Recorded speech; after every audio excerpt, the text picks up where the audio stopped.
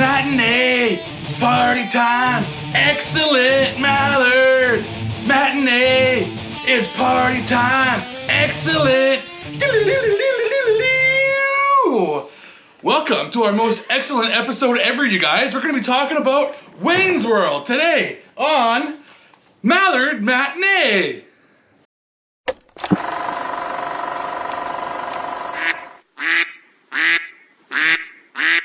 Yes, everybody, welcome back to Mallard Matinee. Today, we are talking about, we're doing buddy comedies, I should say. We're doing buddy comedies for the month of March. Yep. So we got, the first one we're doing is Wayne's World, a 1992 movie based off of an SNL skit.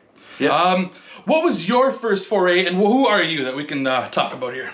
Well, I'm Lewis Lightning, and man, I cannot really remember my first foray into like the actual movie Wayne's World. I know growing up, I saw the SNL skit. Mm-hmm. Like my parents loved watching, or at least my dad loved watching Saturday Night Live, and we'd watch that if we got the chance. Wayne's World was on there, and like I don't know, 1990 we were like 5, 6 years old, so you probably didn't quite get it. Yeah. But we thought it was kind of funny and cool. These guys playing with guitars and stuff. Yeah. But yeah, the movie. I know I'd seen the movie, and I don't know when. I'd seen both Wayne's World and Wayne's World 2. Mm-hmm. But I do not remember. It's been so long. Like I watched it a long time ago, and I remember enjoying it a lot. Mm-hmm. And a lot of the scenes that we'll talk about later, I remember seeing as a kid, and I really liked them and stuff. But it's been so long that I confuse it with Wayne's World 2, which I've also seen. Yeah, yeah. So yeah, it's kind of a blur for me. I know I've seen it in the past, but it's kind of a blur. I'm same as you. First of all, I'm a country boy, and I'm same as you. Like, yeah, we were kids when Wayne's World would have been big on SNL, and when they would have made the movie, it would have been like 6 years old, I guess, when that would have come out. But I think it was a big popular thing for kids that were older than us. I remember a lot of people talking like Wayne and Garth when we were kids, like the kids on the bus going to school, or kids that are older than us that were at school, always like quoting lines from it. And I don't think I saw it when I was that age. I was maybe a couple years older when I would have seen it for the first time. And I'd only seen like maybe tiny little bits and pieces ever since then. So it's been probably over 30 years since I've really seen the full movie. I had a roommate in college who I think Wayne's World or maybe Wayne's World 2 was his favorite movie. Okay. And he used to watch it all the time, but I was like, nah, I'm okay. I'll just go do something else. And I kind of blurred those two as well too. The first movie, the second movie. I know the second movie is about was it like Wayne Stock or whatever they did? They're doing like a big. Oh, okay. They're making a big a festival of musicians. I guess. I just remember the YMCA part with like their telephone guy and like the policeman and stuff. They're all dressing up to do like a stakeout. Yeah. And then like they all dress up like one's the power, like they all the YMCA guys. So there's like an Indian or whatever. Yeah. It was a joke, but I was like, is it in this movie? When I was watching, I was like, is it this movie or the second one? But it's obviously the second one now. Yeah, because we just watched it for the second time, maybe third time, whatever. Just recently ourselves. But yeah, this movie came out in 1992, so quite a while ago, over 30 some odd years ago. Directed by Penelope Severus, someone I am unfamiliar with. I don't know if she's female. That's the name. It says Penelope, so I'm assuming that's a female. And the characters were created by Mike Myers. He created the Wayne's World character, and he actually wanted to be a one character. He didn't want a Garth. Yeah, I know that. I heard about that before. That he didn't really want to have Dana Carvey with him. Like I don't know if it was. I thought it was just Dana Carvey, but if it's not anybody, that makes sense. It was because because he was new to SNL, and this was a character he created, but they didn't really have the confidence in him being his own character, so they threw in a second character, which is Dana Carvey, which he had already been on SNL for a year or two before, so they wanted someone that had some experience. But yeah, the 1992 movie stars. So we'll go through the cast list a little bit here, starring Mike Myers, as we said, as Wayne Campbell. What do you think about Wayne Campbell? Mike Myers. I really like Mike Myers as an actor, and you can feel like a lot of the stuff he does, like with Austin Powers or a lot of his other kind of gimmicky characters, like the Love Guru and stuff like that he does.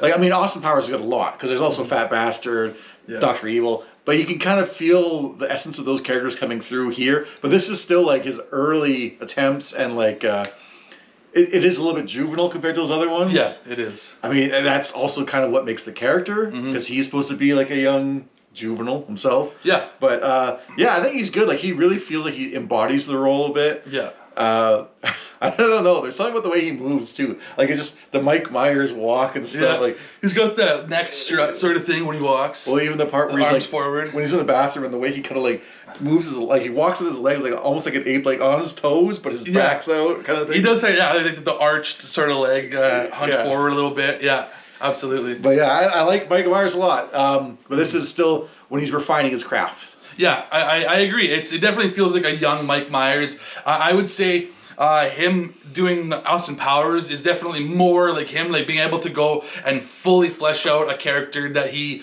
knows, and him being like more. I think those movies are maybe a little more funnier. The Mike Myers, the Austin Powers movies. But this was for like early Mike Myers. I think it's excellent. I think he does a good job as these rocking young guys. Yeah. A bit.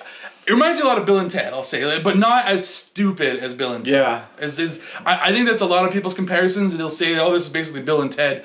I'd say that these are better characters than Bill and Ted, because those are just really dumb rockers. They're like stoners, but they don't get stoned. But I think these ones they're a little smarter. I'd say they're a little more intelligent. I think this is like a reflection of like at the time how older people would look at the youth and be like, "Oh, they're all like stupid, like." Airheads or whatever. Yeah. And this is like acknowledging that this is like this kind of look at teens, how they're like, yeah, excellent, man. That's awesome, whatever. Mm-hmm. And then Bill and Ted is like but also these guys are dumb. Yeah. Like it's a little bit more degrading. Bill and Ted, like their characters are stupid, where these ones are just like the caricature of Bill and Ted find success through luck, basically. Yeah. Whereas I'd say Wayne and Garth actually earn their spots. Yeah. So we'll move on to Garth next. Dana Carvey. I'm liking Dana Carvey more like the stuff I see him in. Mm-hmm. Like what was it? Oh no, sorry. When we were talking about It's a Wonderful Life, we kind of referenced him there one bit. The skit he did. Yeah. And like the more I see him, I'm like, wow, he was really good. I don't know why he's not doing stuff. He's still. A good impersonator. But yeah, like his character's a bit different. Like I feel like there's more to Garth that we didn't really get to see. There absolutely is. He's building a robot. Yeah. How does he have the capability of building a robot? And it's not just Garth. I'm just gonna say there's a lot of stuff in this movie that I just feel like it's just missing payoffs and scenes or something. I don't know. But with Garth especially, like we get little hints of his character, and then it doesn't feel fully fleshed out. Dana Carvey is doing the character well. Yeah. I think it's more of a script problem with his character that they didn't finish it. Like even when he's like mad at Wayne at one point about ditching him. Yeah. Like we should have stayed on that more when it was like the Garth show. Like, I actually would have liked to seen that fleshed out a bit. Like how did that happen? I agree. Everything kind of resolves itself pretty quickly. I wish we would have saw a little more of a break in tension. But his character's like he's a weird guy, and it feels like he needs Wayne to kind of bring him out to be more social. Wayne is basically the voice for both of them, and Garth is more reserved. He's more he's awkward and quiet. Yeah, I feel like Wayne brings out Garth's social side, and like when they're together, like he kind of talks more and does stuff more, and when he's by himself, he just kind of gives like nervous looks and talks under his breath, kind of thing. Yeah, it's just strange. But I love that as his character though. Like he's not just another version of Wayne. You know, they're both rockers and they're both kind of dense, but he's a lot quieter, more subtle. I like that. Yeah. That and Dana does that really quite well. One thing that I think what you were saying about like the script, there was some script issues. I know Dana kept wanting to add things into the script for himself, and he eventually was able to, but Mike Myers was pretty strict about this. He wanted it a certain way, and he kept taking out the lines and taking out these scenes. But eventually, like Dana did get some of what he wanted, and Mike Myers got some of what he wanted. So there was some butting heads on this movie. There is some it's not the characters though, but there is some stuff in this movie that we'll probably get to. I'm going to ask like was there something here taken out, or like was it maybe the version of the movie we watched that had some edits or something? It just seems weird, but we'll get that's later. Yeah. So some more actors that are in the movie. Rob Lowe plays Benjamin Oliver, so kind of the villain, if you will, of the movie. It's villain Rob Lowe. Like, you see him in not Black Sheep. Tommy Boy. Tommy Boy. He's in Tommy Boy. Yeah. I'm sure he's in other stuff too. Like he's always like this. Well, he's technically number 2 also in the sequels of the Austin. He's like this guy who's got a dreamy look, but it's too good to be true. And there's he's like the devil in disguise kind of thing. He looks too good to be true, and he's gonna try to screw you over, which isn't really true here. Not altogether. I know. Again, it's kind of like they didn't fully go evil with him. They didn't really flesh out his character as much either. And I feel like maybe they're like, well, we want to do something different. Like they always say like the teens are too smart for those kind of things. What they say at one point, and I'm like, maybe they're like think that this new audience doesn't really want the predictable stories, like the cliche, like, oh, he was actually scamming them and doing all this, because he's not really doing a whole lot of that. The only real scam you could say he does is that he sells the show he doesn't own before he owns it, which he ends up owning it anyways. But.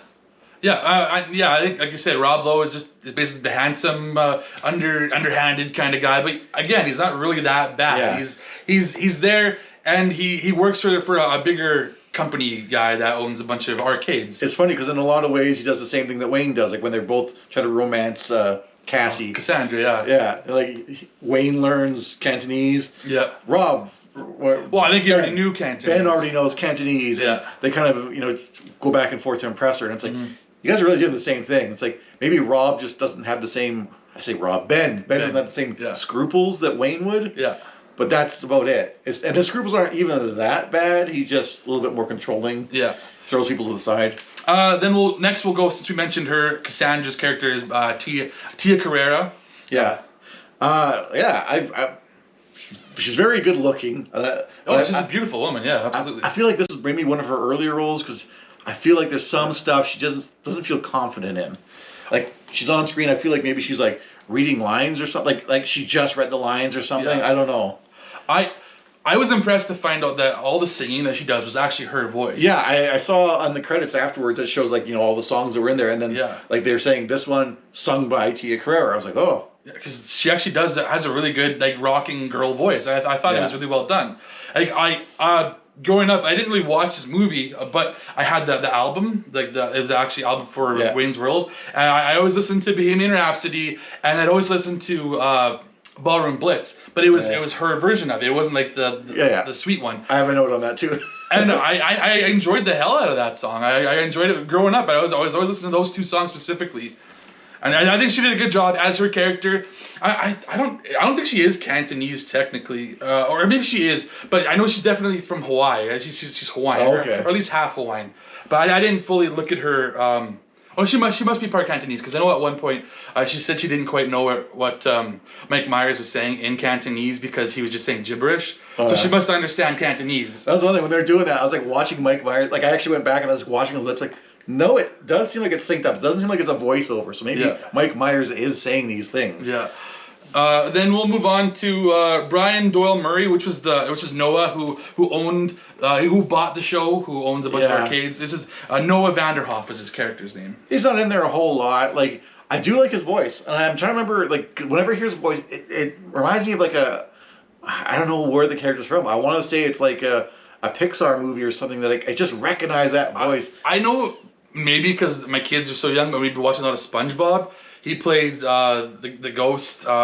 What's his name? Davy Jones. Oh yeah, the Flying Dutchman. Sorry, that's probably it. That's probably it. Yeah, so that was him. That was in earlier seasons. Later, like the last recent movie was Mark Hamill, but he did most of the Flying Dutchman. I think he's done other stuff too. Oh, absolutely, I hear that voice. I think cartoons and stuff, which is it didn't really distract me that much because his role's not big here. But yeah, he was all right. Like he's just like a mogul. I don't know. He doesn't. It's funny because he's got this arcade business, but he doesn't really understand kids and stuff. No, not at all. He's like, my wife came up with the name Noah's Arcade. It's funny though that he knows about the games though. Mm-hmm. Like, true. He's promoting the games. He can tell you stuff about them too. Yeah. Like we got this blob thing, this amorphous blob, whatever. He's like, oh, amorphous blob. I'm like, oh. Yeah. And it's just like, huh. And I was thinking like his character. Do you really have that much money if you own an arcade? Are you really gonna be able to like purchase a television show? I think they were more common in like the 80s. And obviously, this is early 90s. But like, did you have a lot of money when you were an arcade owner? For real? I don't know. I can't remember what he was doing first. He was like, oh, I was working in this, and then I saw all the kids were spending their money in that, so then I bought an arcade, and now I'm a millionaire or whatever. I thought he was fun. He's not like he's basically a character actor. I would say. Yeah. He's a character. He's a guy you would have in there for that voice, and he was kind of He's kind of almost like a puppet for Rob to kind of control almost a little bit. Yeah, you see that very early on. Yeah, he's basically manipulating him to get what he wants. Yeah. Even though he's the one in charge of the company, Ben's character is the kind of running the show.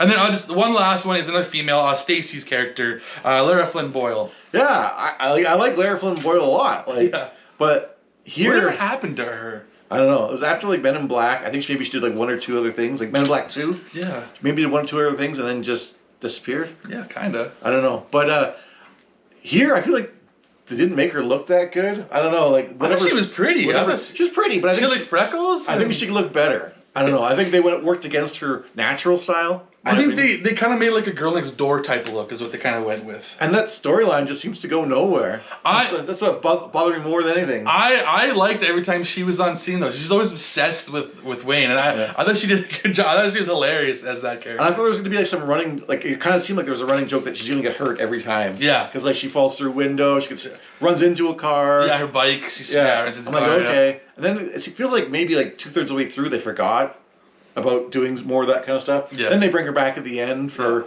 an ending. Yeah, an ending. There's more than one. Yeah.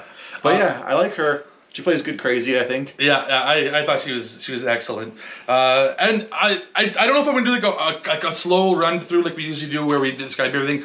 We might just kind of do like a quick run through and then we can just kind of bring up points after the fact. Yeah, it's definitely like this movie's pretty bare bones. Yeah. So I'll just say it's basically about two guys that are in Wayne's basement. They have a public access show, but they want to hit the big time. Yeah. And so Rob Lowe's character finds them, and he actually talks to his boss. They purchase their show, and then some things happen. Like he runs into Cassandra, which is the love interest of Wayne in the movie. Garth also has like a side story of a love interest of his as well too.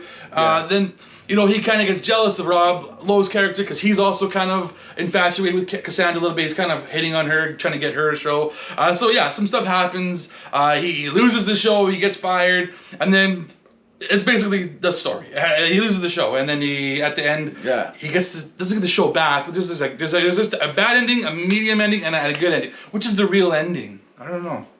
Obviously, the good ending is probably the best ending. But yeah, we can just bring up some points. Let's just talk about stuff that we noticed in the movie. So like really early on, I gotta ask, did they get a deal for including licensed ads and products like Chia Pets and the Clapper? Because they're showing like the commercials that they're watching. I bet you they did. I think they probably did. Later on, we see a lot more. Like I'm writing this kind of chronologically as I was watching the movie. It was like, okay, yeah, because then we get a bunch of other ads and stuff. They make it very obvious too, like later on when he's like having a Pepsi and stuff like that. But here on our channel, we're above product placement. Yeah. We would never stoop to those levels. Coors Light, refreshing. I don't mind the taste. But yeah, I guarantee that they got paid for a lot of those advertisements in that movie. And I like that it became a joke. Yeah. And then so very early on we get like this fourth wall breaking, and he's like starts talking about himself, like, oh, I'm Wayne, blah, blah, I live in Aurora, Illinois, which is just a suburb outside of Chicago. Mm-hmm. And that's kind of funny. And I liked how Garth could enter that fourth wall too, and he does it himself. Well, he even mentions that only Garth and I are allowed to. Well, yeah, they can share it, and then someone else tries to do it. He's like, no, it's just me and the rest. Yeah. He's telling about his time in wars and killing a guy. It's like, no, dude, only me and Garth are allowed to do this. Yeah, but I find it funny that Mike Myers in that I have to say he's from Aurora, Illinois, and he's which is excellent or whatever, and it's just knowing him nowadays, how he's very pro Canada. I'm I wonder if that ever bothered him and stuff. Was there a turning point where he was really oh, I don't like this Americanism? Because he was doing this before, where he was obviously playing an American character. Does he feel like he sold his soul? Yeah. And then very early on we get the Bohemian Rhapsody scene, and that's the one that I remembered the most as a kid. Yeah, that's been spoofed a dozen times as well too. I gotta say it doesn't hit as hard as when I was a kid. I remember it being so awesome, and I watched it here. I'm like, I think it could be better. I don't know what it is. Some of the shots and the framing or the actions maybe just feels like it could be better. I didn't really feel it. It could have definitely been more epic. They could have zoomed in on certain people's faces and had the music. Maybe I didn't have the TV loud enough. The music could have pumped a little bit louder, I think. And I totally expected that guy to vomit. They picked him up. You're partied out. He's like, I gotta get out. Or what? He goes for the song. I remember what the line was, and he's like, let me out, and yeah, he's gonna throw up, but then he just let me singing. go, let me go. Yeah, that's what it is. Yeah. But yeah, they're just singing and stuff, and the whole time I'm waiting for the point where he throws up, and even when they get to the end of wherever they're going, to go to the donut place, he doesn't throw up. Like they act like he's going to. He's like, oh, we're gonna get this guy some coffee and.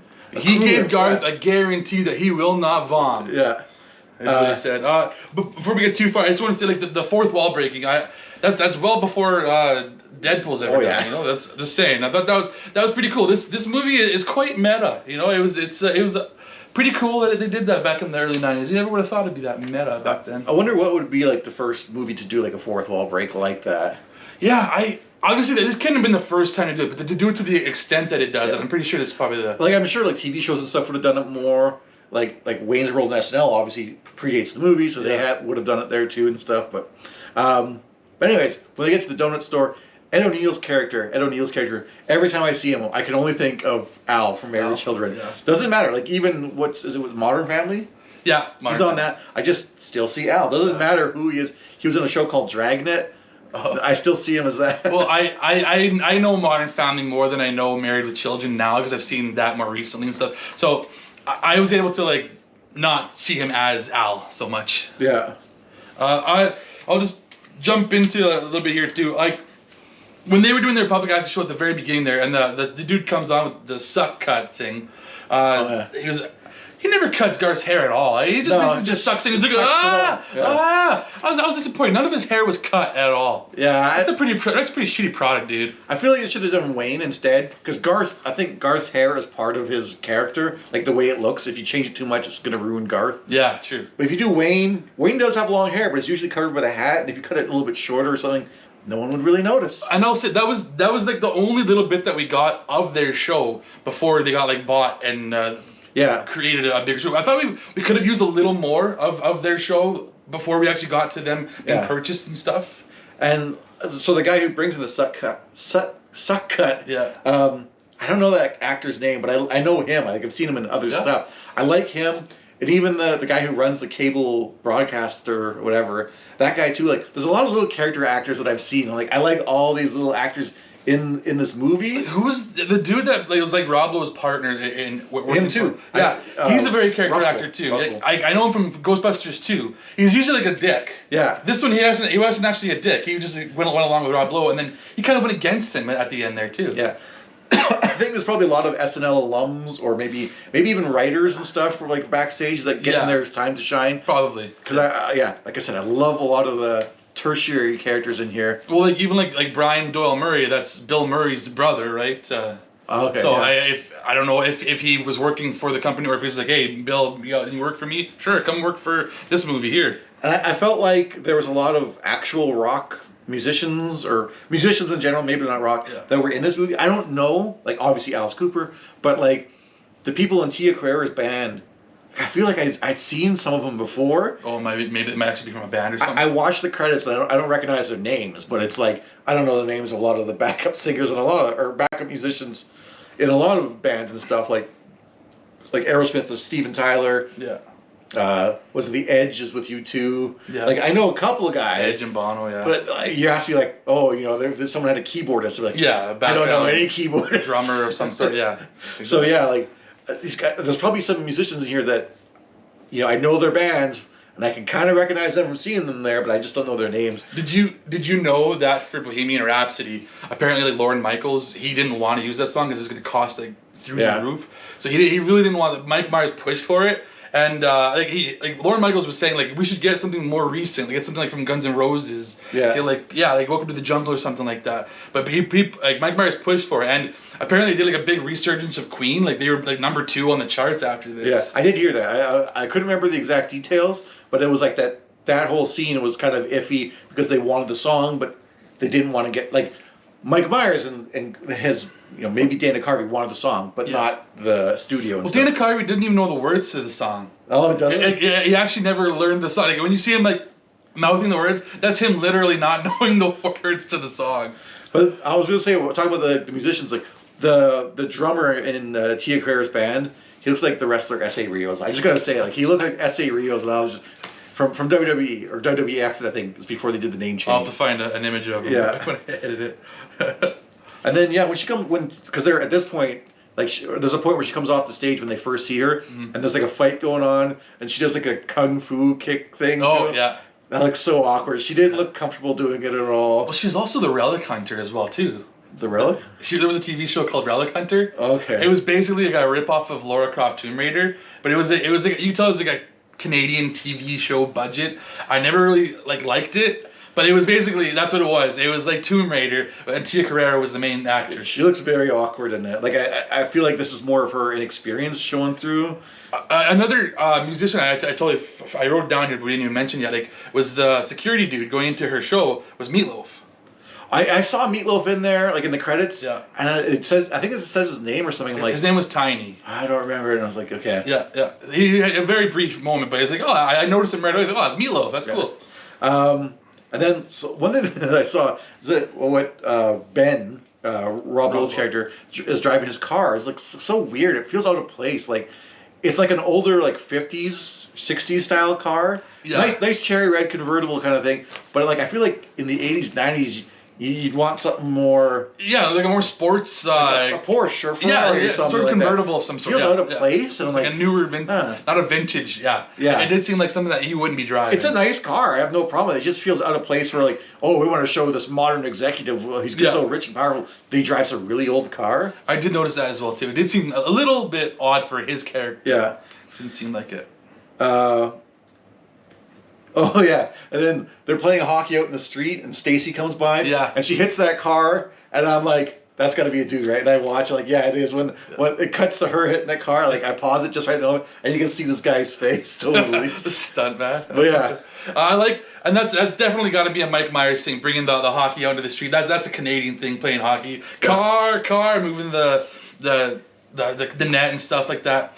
But back to Stacy, I think our first time that we see her was in the restaurant, and she brings him a gift. Gun rack. And he's like, yes, I would love this gun rack because it'll hold all of the guns that I have. He literally has no guns. I have 0 guns. This is a terrible. Apparently, this is a literal thing that happened to Mike Myers from an ex-girlfriend of his. Yeah. She bought him a gun rack, and he put it into the movie, and apparently she wasn't too happy about this, and he apologized to it later for putting it in the movie because it was a little out of pocket, and he didn't really need to do that. I thought it was a funny moment though. That is a random thing to give someone, is a gun rack. Well, I think you pull stuff from real life, and that's sure, sorry, but at the same time, this he writes from experience. That's why they're wearing they're playing hockey. Mm-hmm. That's what he would have done, and he knows enough to get all the jerseys for. They're around Chicago, so he gets the Blackhawks jersey. Yeah, exactly. He does all that stuff that makes sense. Makes sense. There's when they go to Rob Lowe's apartment, Ben's apartment. There's a terrace scene. They go. I would call it a patio, but they specifically call it a terrace. Yeah. It looks so bad. There you can see the lighting, but it's on. I don't know. The buildings are supposed to be across the way, but it just looks flat. Even on the black parts. An SNL set, basically. Yeah, and I'm just this looks awful. You should have cut this scene altogether or something. It's just really bad, really fake. And that's when Rob Lowe's character orders the Chinese food and he's speaking Cantonese. Yeah, and I gotta say, Wayne is wrong. He says he's like, oh, this how Star Trek: The Next Generation. Well, good. Will never hold up next to the original series. No, people nowadays are really more into TNG. They think that's the best series. When did Next Generation start? Because it might have been in its early year or two at this point. So it didn't quite reach up to its full potential. But he says it'll never hold up. So you're wrong about that, Wayne. You're wrong. And looking into the future, you're definitely wrong with that. I did agree with him one thing though. He said marriage is a punishment for shoplifting in some countries. Yeah. And then this is kind of the point where I kind of noticed that there's a lot of scenes and stuff that just seem like they hold for a bit, or they just show a guy I'm sure there was one where he's driving a car and it shows the overpass where he's going, and it cuts back to Wayne, and then it cuts to a completely different scene. Wayne doesn't do anything. It just cuts to him and he's behind the wheel. Yeah. But we already seen him in the car driving before you cut to the overpass showing the sign, and then it cut back to him. And this is for a second, 1 second, maybe 2. Mm-hmm. And there's a lot of scenes like that. Yeah. And sometimes there's maybe a joke, and they just kind of sit there and everyone kind of just stands around for a second to let it breathe. I wonder if there was more to that scene and they just they edited that part out, but for some reason they didn't edit out the cutting back to him for no reason. I feel like there's a lot of stuff that either edited out, or maybe that they were like, okay, you know, we're a little bit short on time, like, let's leave this in. I don't know what the full length of the movie is. Yeah. But maybe they did it to pad, and then they're like, oh, we didn't need that, but I'm not going back to do any more editing because we don't have any more money or something. I don't know. Yeah. So I was just... Oh, I already mentioned about that, but the subtitles. Like, I liked when Wayne was speaking Cantonese to her, and it was like just a long drawn. It was like just a really quick thing that he says, like maybe like 2 seconds of words. He's like, "Ni hao, jiao," and then just like the subtitles just keep going and going and going. That is totally something that he did in like Austin Powers. Yeah. I can feel a lot of the jokes repeating from Austin Power from here to Austin Powers. Maybe a little more refined in Austin Powers, I'd say a little bit better. Definitely. I was gonna say, I feel like a lot of the jokes fell flat here. Like I was not laughing a whole lot. Yeah. There's a few things that I do laugh at, maybe like 2 or 3. I'm not laughing that hard, but like Chris Farley, when he's on set, his hand motions and stuff that was something that I just thought, oh, that's... He goes over here and then he's like, and he moves it backwards, so he's all the way to Detroit, and then he's like, coming back to Aurora. But yeah, I like that. Like that was funny, but most of the stuff, like just I guess like the verbal stuff was just like, yeah, that fell flat. Like the product placement joke. I get it. It just felt like maybe because since then we've seen it a million times, or like, you know, maybe it got more popular since then. But I feel like that was kind of played out. It was like, and they keep doing it. I feel like it was fresh for its time, and then like 34 years later, it's definitely been something we've seen multiple times since then. I don't know if it falls flat because it's been so much time passed, and that's just become the norm, and then we passed by that. And now it's dated. Yeah. But yeah, it was falling flat for me watching it nowadays. Yeah, I definitely like chuckled in this movie a couple of times, and maybe 1 or 2 laughs, like you said. But I wasn't like laugh out loud. Like I probably would have in 1992 if I was a little older. But yeah. Why do they keep calling it the Chicagoland area? They keep saying Chicagoland area, and I'm like, what is Chicagoland? Is that something that people call the area around Chicago? Maybe it's like Lamont County or something like that. Maybe it's like their county. But you just say that's like... what it's called. I don't know. Because they're not quite in Chicago, but they're in the county of Chicago. Yeah, I know. Well, I don't know. I feel like you hear like tri-state area. You just say Chicago area or something like that. Or I don't know. I like the guy who plays Russell. I made a note of that. Yeah. I feel like, I don't know if it's true or not, but this movie created some things that are modern, like nowadays, things that we think. Like, that's what she said. It was just the first time anybody had ever said, that's what she said. I'm trying to remember when that happened. So he said, somebody said, I'm getting tired of holding this. And then he goes, that's what she said. And then I was like, oh, wait a minute. Is that the first time this was ever said? Maybe. Because now it's such a big... I think The Office obviously used it. It was on running joke for Michael Scott's character. But then another one is like, the sphincter says what? Yeah. What? I was like, is that created... Was this created here? Was this an older joke that he just reused or something like that? Yeah, I feel like it was probably like, you know, working whatever jobs you had, you know, that's kind of backroom, like, employee bullshit. They make jokes like that. And I feel like maybe Mike Myers heard that and he brought it to the forefront. Mm-hmm. Like, maybe it was used, you know, in passing by certain people, but he really brought it to, like, pop culture, meme-ism. I'm just surprised that these jokes, like, are still being used to this day. Like, these aren't like just in the early 90s. These are still currently happening. People are still doing sphincter says what, or someone says what, and, like, that's what she said jokes. I literally say that's what she said at least once a week. This movie also makes a lot of references to like older stuff, older films. Like I'm pretty sure when they go to Milwaukee, like, oh, let's go, like that was a big aside. Yeah, they go to the brewery or whatever, and they're like so unnecessary. Yeah, but I'm pretty sure it's a Laverne and Shirley joke because he's got like there's an L on Wayne's shirt when he's in the they're doing like the intro to Laverne. I'm pretty sure it's Laverne and Shirley, like you said, like they're with the Slamazel, whatever, they're dancing on the street, and then the Love Boat and stuff. Like they make a reference. I feel like all those shows were like dated. Like isn't the Love Boat like a '60s show? Well, Laverne and Shirley is an older fucking show too. But like this is the '90s. Like they're making references to stuff that was like 20, 30 years ago. Yeah, it's not.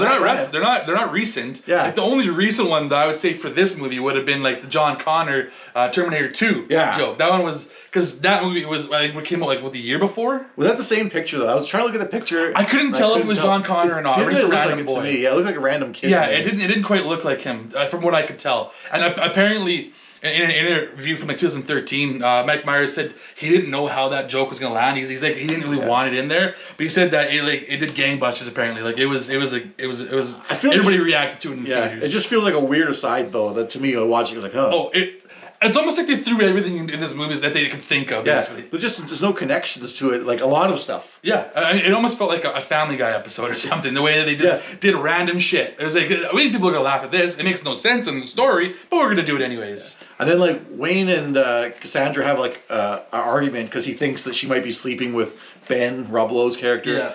And there's, I don't know. While I do think that we were seeing like a start of a relationship, it was still budding to the point where having this big blowout just doesn't feel, I don't know, special, earned. Well, I think her reaction was better than his reaction. I thought he was being overdoing it. I thought her reaction like just get out of here. Like they didn't even blow up though at each other. It was more like but I mean, elevated argument. But that was the end of the relationship. It seems like because then he has to try and win her back. Yeah, and he goes back. So it's like, you barely had her, and like how when he's in her place in his underwear, I was like, oh, so they're sleeping together already. Like that felt like a jump. Yeah, we didn't know that. Like, we never seen them like actually like. I guess you could have assumed maybe, but we didn't know like timeline wise how much time had gone past, and I agree like the arguments and like any kind of tension that ever happened in this movie was very minor, and it didn't really lead to anything. It kind of like resolved itself or just got watched over. I felt like the Ballroom Blitz by her, like I love that song. I think it's a little bit flat when she does it. Oh, like, I love it. There's some timing with like when she does certain lines that just feels like you're jumping the gun too much. You have to let this part breathe before you come in, and I don't like it. I like it because it is different. It's not just a repeat of the original song. It's not terrible, but yeah, I'd rather hear the original. I think the reason why I like it is because I had the album, and I think I heard that version more than the actual Sweet version. Yeah. I prefer the Sweet version, but I listened to that one so much, I became attuned to it, and I really enjoyed it. I was also confused at the end of the movie. Ben heads to Wayne's place because first, like, it's so weird because like they own Wayne's World. He says we own Wayne's World in the contract, but yet Wayne just goes back and starts doing the show anyways. It's like, well, how can he do that? Don't you have the contract for the show? He can't just do it. Like he could change it, which is kind of what I was alluding to when he leaves and Garth's by himself. I thought they were gonna be like, oh, we'll call it Garth's World, or it'd be funny to see like that progress. Like they keep Garth on there and we call it like Garth's Place, and it becomes more of like I feel like they should have done that. They should have done something. They should have more of a breakup with Wayne and Garth should have been like the head of the show, and maybe he could have been like popular and he could have got more confidence. Well, I would just like to see him get more manipulated until the show becomes. He would have been more manipulated. He would have had like more product placement and would have had like people come on the show that kind of took over for him, but he would have been like also like had maybe a thicker head. I was like thinking like more like becomes more like The View, like a sit down talk. Oh, like he has like barely any say. He has barely any say. Everybody else is just like he gets pushed into a corner. Either way, I would have preferred something. Yeah. Whereas it just like nothing else happens after that. But yeah, Ben goes back to the Wayne's place to stop. I don't know, not to stop the show. I don't know what he's going there for. Because he didn't really need the show. He could still keep making it, and he's never really with Cassandra. Like they had like a dinner date. Well, no, it was you're talking about the very end, right? When they were broadcasting like a new episode from his basement. Yeah, but like, I don't know why he went back there. Is he trying to get Cassandra back? I don't really feel like I think he went back there to shut down their show because they owned the license to it and they were still doing their public access version of it. It doesn't really explain it though, like going in or it doesn't. It doesn't. I didn't. Yeah, a lot of it doesn't make sense. It's not explained. Yeah, and they have different endings, so it's like a choose your own ending. I like that because it reminds me of the movie Clue. I don't know if you've ever seen Clue. I want to. I haven't seen it. It's great. It's got Tim Curry. It's probably some of the best Tim Curry you're going to see in any movie. But it has multiple endings, and it reminded me of that as well too. Like you could kind of choose your own ending. Yeah, I like the Scooby Doo one just for the fact that it's like. They unmask Rob, and he's the amusement park owner. Man Withers. And the only reason I like it is because they show like a scene early on at the beginning of the movie where it's like, "Hey, how's the amusement park business going?" And he's like, they did set it up. Yeah, it's set up. You never see that guy again, but it's only so that ending can work. Exactly. Yeah, there was a payoff for that. It didn't just make no sense. Probably my favorite, like where I chuckled, my favorite joke of the whole thing. Yeah, I did enjoy that. But the final ending, I didn't like it. It didn't feel satisfying at all. No, because everybody's happy and it didn't feel conclusive either. It wasn't. It's like what happened to Stacy, like. Because in the bad ending, she's pregnant, and that's why she's acting all weird and stuff. Okay, but then in the good ending, there's just no explanation. Mm-hmm. She doesn't get any kind of resolution, and Ben doesn't really get any kind of comeuppance. He just like in the good ending, he's just like, oh yeah, I just changed my way, or I realized that I'm bad, or I don't know. His ending just seems weird. It's flat. Yeah. Everything kind of feels flat. Yeah. And then my final note was that I felt like a lot of scenes or something was missing here, because it felt like, how did Garth get that woman at the Yeah, the one that he was like shy to even talk to. The first time he falls down, like he always sees her like blown away by like air and stuff, and he falls. He's like, oh, sorry, I fell, and then, oh, sorry, I slipped or something the next time.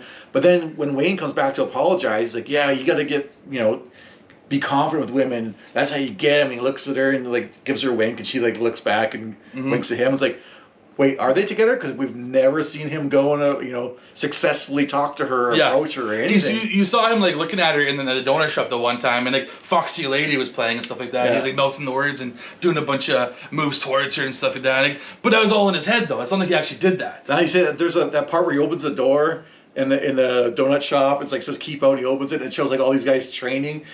Oh yeah. It's like a James Bond montage you wanted to have. I think that's stock footage. There's a lot of stuff that seems like stock footage, like the Milwaukee part. There seems like stock footage. There's other scenes that I saw in this movie, and I'm like, is this like older stock footage? Because it doesn't look like, it looks like it was filmed for something else. Kind of thing. It does look like something older for sure. So. And then I'm assuming that is he probably did honestly have an idea to do Austin Powers for quite a while. If he's talking about like wanting to do a James Bond sequence. Well, I know a little bit about Austin Powers. He used to do it with his girlfriend, fiance. It was like a little joke that they did together, and she always thought it was hilarious. Okay. And then she's like, you should do a character like that. Oh. And then he started writing it. So maybe he kind of incorporated those two ideas together, like this British guy, and then the spy thing that he always wanted to do. Yeah. But yeah, that's all the notes I had on the movie. So I got like notes of like fun facts that I found about this movie, like the Foxy Lady part with Garth. Apparently, like he was just supposed to like sit there and like mouth the words, but he got up and he started doing dancing, and that wasn't in the script. That was kind of him ad-libbing a little bit, and Mike Myers wasn't happy about that. He didn't like that Dana Carvey was always ad-libbing stuff, because he wanted the movie to be his way, obviously. And another thing that he ad-libbed was this one actually made him laugh, but Dana Carvey, when they're on the car hood, and they're like, "Do you think that Bugs Bunny's attractive when he's wearing women's clothing?" And then he actually did laugh at that. That was ad-libbed because they were literally just waiting for a plane to fly over by, so they were just talking about stuff. Yeah. So I thought that was cool. They kind of threw that in there. And I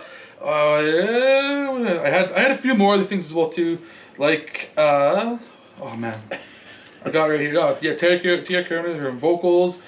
I had so much more that I wanted to say, but I can't remember where. Oh, Stairway to Heaven. Yes. So that was actually a thing. They didn't have a sign, but I guess like back in the day, guys would always like practice like the first couple chords of Stairway to Heaven inside music shops, and they had like a strict like no playing that song rule in there because they were so sick of people playing it, so they had this sign, no stairway. And then apparently in this shop there, when Dana Carvey was like playing the drums, that was literally him playing the drums. Like, I was watching it. Like I like to watch musicians when they play in a movie and stuff to see are they actually playing them. And from what I can tell, like I'm not an expert drummer or anything, but like I try to sync up what I'm hearing with where his arms moving. I was like thinking, is either Dana Carvey knows how to play, or they got some weird technique to like they cut him and they had like, maybe like he was green screen but the arms weren't. Yeah. I was like, I'm trying to figure out. Or they had someone sync to his movements or something. But no, he literally, that was him actually playing. Which there's no real cuts, so. Was really good. Was really well done. Like it sounded great for a drummer that isn't a drummer. That's basically. I think that's basically all I had for like for notes and stuff like that. So that's it for like a rundown of the movie and what we thought about. But now we can go into the good, the bad, and the ugly. So we'll start with you. What do you think was good about the movie here? Like I mentioned it kind of previously, I liked all the little supporting actors. I liked Russell. I liked the guy who owns a cable station, even though he doesn't do a whole lot. Doyle, Brian Michael, I can't remember his name. Doyle. Brian. The Noah's Ark owner, the Ark Brian Doyle Murray. Yeah. Yeah. With Chris Farley, obviously. Like I like all those little guys. They feel like, almost like Happy Gilmore productions in a way, where you get a lot of these same returning characters, and that's what I kind of feel like here. Like I liked all those the suck cut guy, like those characters. I like them all, so I'm glad they're there. That like even if they have smaller roles, they play them so well that you like all of them. Yeah. So that was my good. Like that's probably my favorite part of the movie in general as a movie. I'll say probably the first time that I actually laughed in the movie is this is my good is probably with Stacy. So Lara Flynn Boyle's character when he's like kind of like floating towards Cassandra because he's like enamored by her, and then Stacy shows up on the side and he doesn't even like turn his head. He just looks his eye to the side. He's like grossed out by her. He's like yuck. Actually, that's actually funny because I like how they did that. He didn't even like, acknowledge. He just pushes right by her eyes slowly. It's funny because he must be like on a dolly and they just pulling him along. Yeah. And he like everyone else kind of moves out of the way. But yeah, it was good. I actually enjoyed pretty much any time that she was on screen too. I liked always his reaction to her being there because he just hated her guts. Yeah. Would have been cool if they did like a couple more people on when he's floating like that, like on the way. He's like, "Hey man, did I ever tell you I love you?" And he could be like, multiple people he could have avoided. Yeah. I think would have made it funnier. But that was good. I like that. Yeah. I'll go to my bad. So next we'll do bad. So I feel like in the story there wasn't, like we mentioned this, there wasn't enough conflict. There wasn't enough of actually like fighting in between like Wayne and Garth, or Wayne and Ben, or even Cassandra. It was always everything just kind of had like a little bit of like a hiccup here, and then that was it. That was like the whole fight. So the story could have been fleshed out a bit better, I felt like. Yeah. For me, I'll just say the jokes. The jokes just didn't land. I don't know. And this could be me. It could just be my experience, my opinion. But yeah, I just felt like they were flat. A lot of the jokes felt flat. Like there was a couple of ones I thought were funny, but not like ha ha ha ha, ha uproariously funny or anything. So maybe Father Time just eroded the nostalgia. I think that is what it is. I think it is just, it doesn't have the same value nowadays. It doesn't have the same appeal. Like a lot of the jokes, they're not quite, and like you said too, and what we were talking about is like a lot of this we've seen done multiple times and maybe even done better since then. Yeah. So I think that's kind of what it is. I was expecting more laughter, like something more comedy to like bite into me, but it didn't really get me a whole lot. And then ugly is, it doesn't have to be something bad about the movie. It's something that maybe stood out, something that you want to bring up because it's like that was interesting. It could be bad if you want to, but we can go with your ugly first. I just felt Tia Carrera felt a little bit awkward. I don't know if it was inexperience or like I don't know if this was her first movie or not, but she just felt like inexperienced and stuff. And it could even be like I don't know if it's a language barrier, but like if she's from Hawaii, then I wouldn't think so. Like it does feel like she struggles with some words. I think one of her parents is Hawaiian, and maybe the other one might be Asian, might be Chinese or some sort. I'm not sure. But like either way, but if it's one or the other, she just didn't feel like she was quite comfortable. Like I liked her a lot. It might be her first big role. I'm guessing maybe So it just didn't feel smooth. Okay. I just every time she's on screen, I noticed it. I quite enjoyed her actually. My ugly is their car. I think it's an ugly car, but I loved it. I think it's an awesome looking car. The AMC Pacer, the blue thing with it's like small flame on the side. I thought it was a cool like standout car. You don't see those nowadays, especially. And the fact that they crammed like 5 of them in there while they were doing the song, they were doing Bohemian Rhapsody. I don't know. I thought it was cool. I wouldn't say it was ugly. I liked it. I think it's an ugly ass car. I think it'd be cool. Like we used to play Burnout Paradise back in the day, and they had like legendary cars like the DeLorean. I like to see this included in games like that. Like have the AMC Pacer specifically with the decals and stuff, so you know it's their car. Yeah. So the next thing we like to do is some reviews. So we do our own reviews, but first we like to do some online reviews. So we find people, I find people online, basically just on Letterboxd, people that could say whatever they want. Joe Schmo down the road, he can say, hey, I like this movie, I hate this movie, whatever they want to say. And then Lewis likes to do the more professional stuff. Like he'll go to like Rotten Tomatoes, or he'll go to some professionals that like to say some things about the movie. I'll let you go first with your professional reviews. Yeah, so what I usually do, I look at the critic reviews on different websites. I'm going with Metacritic this time. I usually try to get like a good array of different reviews. Something really good, something in the middle, something bad for the 3 that I look at. And it doesn't have to be something that I necessarily agree with. As long as I can understand where those guys are coming from and be like, oh yeah, I understand what you're saying, and this is it's not complete hogwash. Yeah. So anyways. The first one from TV Guide magazine. Now, is that like a different magazine from just the TV Guide? I don't know. I think TV Guide back in the day actually had reviewers. Yeah, because I feel like TV Guide is just a guidebook. Yeah. And then a magazine, I don't know. TV Guide was a big thing. They had a whole Seinfeld episode about TV Guide. So TV Guide magazine, and this is how they phrase it, like in Wayne's persona. No way, Professor. We just needed a story so we could string a lot of gags together. without it getting too boring. And it was a score of 88 out of 100. Like they literally like put like Wayne colon, and then he reads this off himself. Like, so you can imagine Wayne saying that. Yeah. They just wanted a reason to string a lot of gags together without really having much of a story to it. Which that was the high score of 88 out of 100. So I see it like the story is pretty bare bones.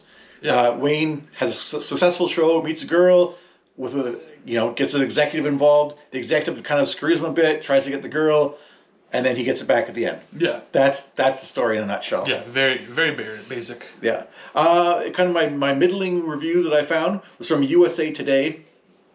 Actually, as films inspired by Saturday Night Live sketches go, this is pretty good. Count on 3 big belly laughs if you are over 30, more if you are under 18 and have a belly. Score of 63 out of 100. Okay. So so I feel like there's like three laughs. I wouldn't say big belly laughs, but 3 laughs are actually that's pretty good, and that's about it. And I think that's a thing that you gotta take into consideration is the timing of the movie. I do think a lot of the jokes would have been landed so much harder back in the early 90s. Well, I'd like to see get kids who are maybe in like the 16 to 19 demographic. Yeah, nowadays. Play this movie to them and see how they would react. Does any of this ring to them? Yeah. Do they get any of the jokes? I also feel like there's a little bit like where rock was becoming grunge and stuff. Like just some. When I see the audience, I see some guys like dressing like Kurt Cobain kind of stuff, and I'm like, I was never really into that. So like maybe that's another reason why I'm not into it the whole lot. Although I think they advertise themselves more as rockers. Like, well, yeah, they got the long hair, so that's more of like the hair metal band, I guess. Well, yeah, but he even says when they go to the Gasworks, like, oh, it's a heavy metal, heavy rock or whatever, metal rock, whatever, the place where you hear this stuff, and like, okay, he specifically says that genre of music. It's not just like rock in general or something like a music venue. Anyways. My third, and this is going to be the lowest reviewed one, is from the Los Angeles Times. The Wayne's World concept, which egged on by a rabid studio audience, works so beautifully in skit format, ends up feeling dragged out and energyless at feature length. It's a score of 40 out of 100. So yeah, I think it does work better as like a skit. Yeah. Like you could flesh it out more. Like I definitely feel like Wayne's World could be fleshed out more. Here, it doesn't really want to go beyond the skit. I think they did the right thing though by having all of these jokes interspersed in there, all the different styles of jokes as well too. Because it would be a long movie just about them and about their show and them trying to get it off the ground, sort of stuff. Well, like one thing that I would have gotten from the skit that like I would like to see here is like we get to see Wayne's parents. I don't know if they ever showed him the skit. I don't know if they've ever done that. But they constantly go in and out of the house. He says his parents own the house, like he lives with his parents. Yeah. But we never see them. Like I feel like that's something like, oh, we can finally see Wayne's parents in the movie. Yeah. And they could be like some big celebrities too, something if you wanted to do. And we didn't see Garth's parents either, right? Nah, no, I don't think so. Saw his dog. Yeah. So then he did the online reviews that are from the professionals. I do Letterboxd, is where I always find mine. So without further ado, my first review is a 1/2-star review. So this is the lowest review that I'm going to have here. I watched this right after getting broken up. So with no... What? I watched this right before getting broken up with. So no stars. So I guess no stars. Also, this entire movie is a definition of a fever dream. I hope I never have to watch this again. I get the fever dream part, definitely. Like, there's a lot of stuff that just happens weird. Definitely. I definitely feel that the fever dream thing. And this person, obviously, they're a little jaded because they got broken up right around this time. Before? He said he watched this before getting broken up with. So, yeah, you think you would have, like, a good impression before? Or maybe she like broke up with him right at the end of the movie, so he didn't even get these thoughts together. I don't know. I don't know if it was immediately after the movie. She's like, "Hey, we gotta see other people." They saw it together, then she's like, "Oh, the credits rolling. By the way, we're breaking up." Yeah, exactly. By the way, this movie didn't do it for me. I'm breaking up with you. This next one is a 4.5-star.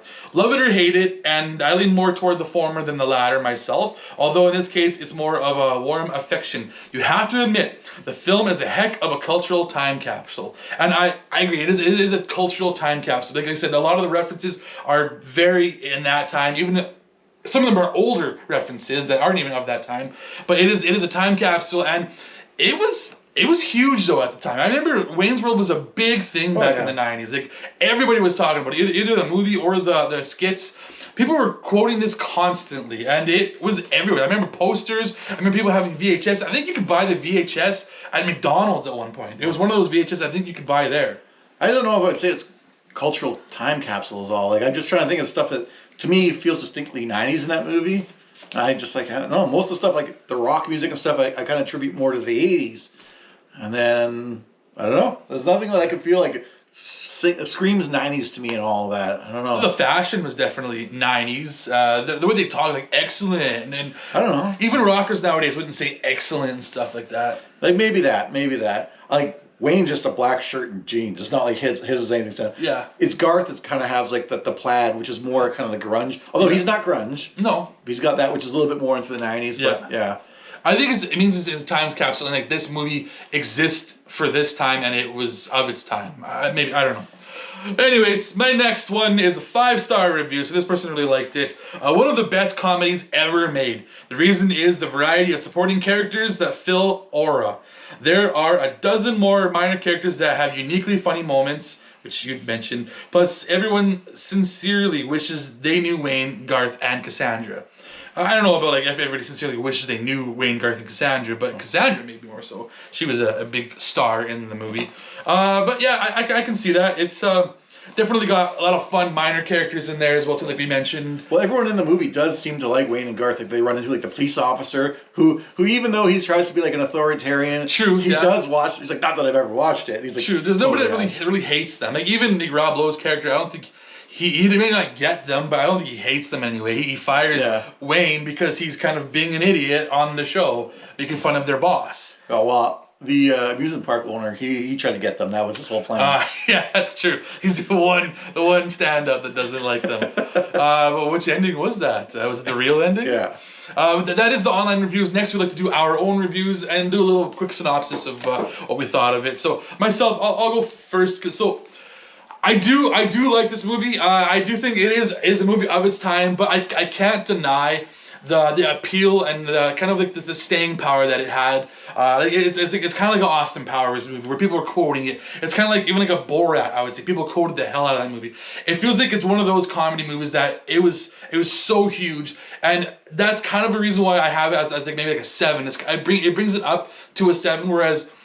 Funny wise, I didn't laugh at that much watching it. It might have been closer to like a 6 or 6.5 for me. But because I know of its cultural appeal and how it actually has affected things, I have to bump it up just a little bit for that reason. What year's the 92 of this year, right? Yeah, 92 was when it came out. What year is Dumb and Dumber? I think 94, I want to say. I'm trying to think of something around the same time and be like for like buddy comedy, like Dumb and Dumber blows us out of the water. But also, you've seen it multiple times since then, so I think it stays funny for you. If we watched Dumb and Dumber once back then and once now, would it still be that funny?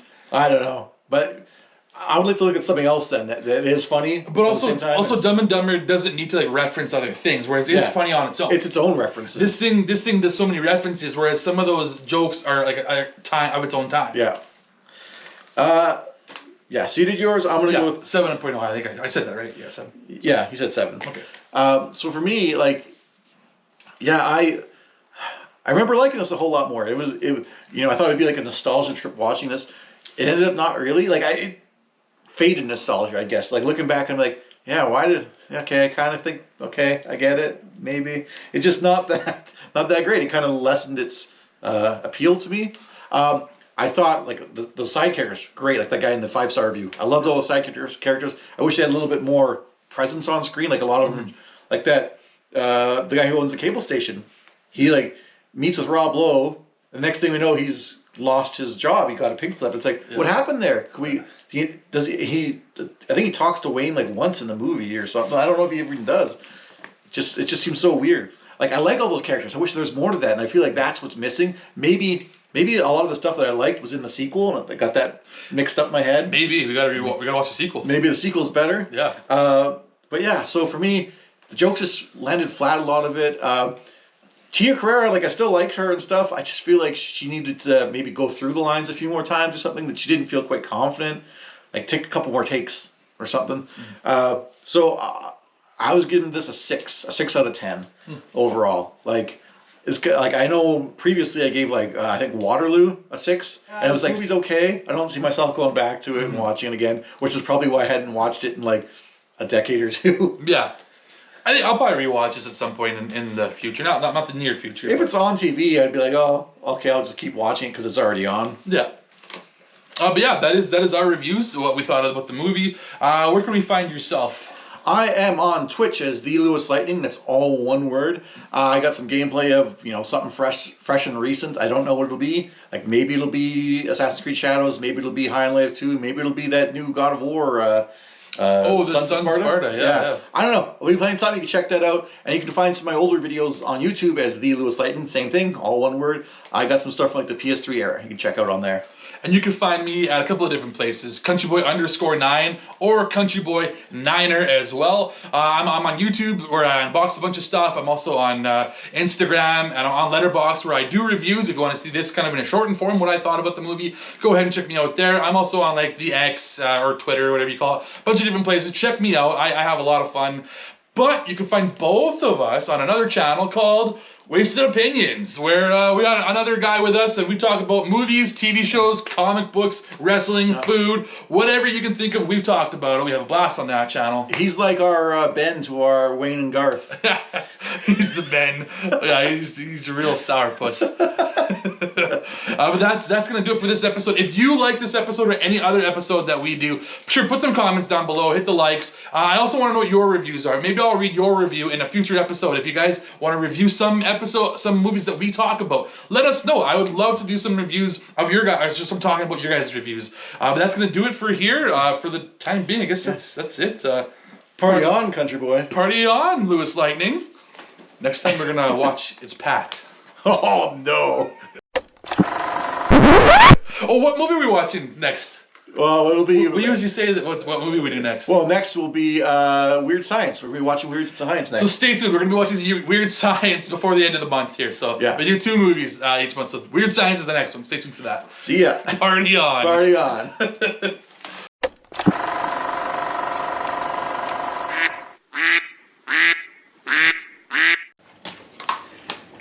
There we go. There you go. Got through the I was trying not to play because you hear like twang, twang. I hit it like twice. But I'll do. It'll be noticeable. I'm hoping you're putting like some guitar riffs over top. I might if I can find something that sounds relatively decent. Make sure it. I'm just gonna double check the camera is still recording. Okay, good. That's good.